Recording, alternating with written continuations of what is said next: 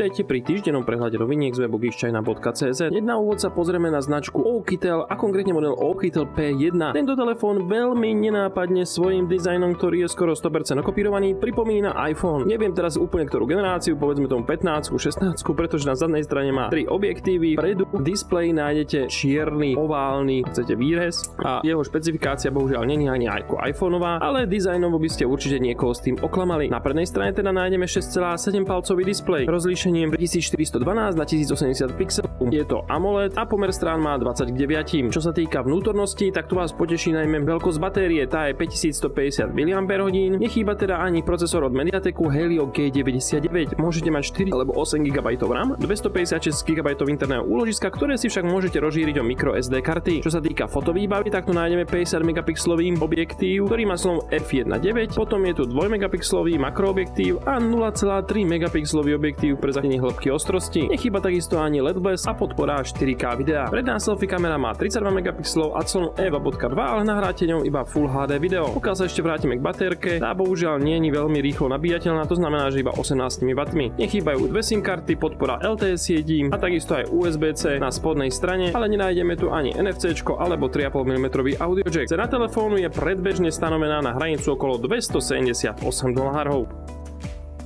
Aj spoločnosť Realme prichádza s ďalšou novinkou, tentokrát pre hráčov. Jedná sa o telefón, ktorý má v názve GT, to znamená Realme GT 7 Pro. Malo by sa jednať o vlajkovú loď, ktorá vyčnieva na zadnej strane pomerne s masívnym modulom fotoaparátu, ale poďme postupne. Predný panel je od Samsungu OLED Plus, ktorý má 6,78 palcu, 2780 na 1264 pixelov, obnovaciu frekvenciu 1 Hz až po 120 Hz a výborný jas, ktorý môže maximálne dosiahnuť až 6000 nitov, čo je momentálne asi jeden z najväčších jasov na trhu. Obrazovka podporuje Dolby Vision, 120% pokrytie farebného gamutu DCI-P3 a nechýba samozrejme vnútri ani dobrý procesor, konkrétne Snapdragon 8 Elite. Tomu dostanete 12 alebo 16 GB ramky, 256, 512 alebo 1 TB interného úložiska, 5G, 4G, NFC, USB-C, Bluetooth 5.4 a ultrazvukovú čítačku integrovanú v displeji. Čo sa týka zvuku, tak si užijete stereo reproduktory s podporou Hi-Res audio. Odolnosť telefónu od Realme je IP68 a IP69. Batéria, keďže ste hráči a radi hráte, musíte ju mať, radi hráte dlho, potrebujete až 6500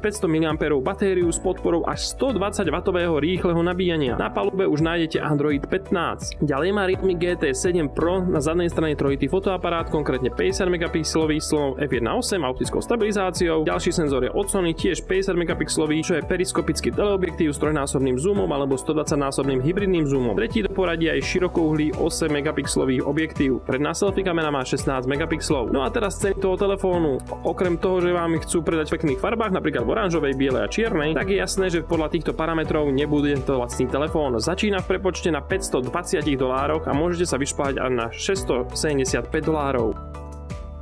Treťou novinkou je telefón od Honoru, konkrétne Honor X9C. Ten sa vás snaží zaujať najmä veľkou batériou, ktorá má 6600 mAh a podporuje 66W nabíjanie. Ďalej je telefón odolný voči pádu z 2 metrov, prípadne rozdielu teplot od -30 do +55 stupňov. To znamená, že má certifikáciu IP65M, čo znamená, že je odolný zo všetkých strán aj proti prúdu vody. Ale asi by som ho do mora veľmi nehádzal. Honor X9C má na prednej strane OLED displej 6,78 palcový, 2700 na 1224 pixelov a obnovacia frekvencia je 120 Hz, jas úctyhodných 4000 nitov. Foto výbava na zadnej strane, to už je 108 megapixlový primárny senzor s slovom f1.7 optickou stabilizáciou. Tomu potom máme druhý 5 megapixlový senzor, ktorý funguje ako širokouhlý a má clonu f2.2. No a predná selfie kamera má 16 megapixelov. Honor 9C má vo vnútri Snapdragon 6 Gen 1. Tomu dostanete 8 alebo 12 GB ramky, 256 alebo 512 GB interného úložiska. Nechýba ani konektivita prostredníctvom Bluetooth 5.1, NFC a USB-C je už samozrejmosť. Android 14 na palube s nastavbou Magic OS 8 rady. Na globálnych stránkach by sa mal tento model predávať vo farbe Titanium Purple, Titanium Black a Jade Cyan. Jo, proste zelená. No a telefón by mal mať cenu, ktorá začína na hranici okolo $340.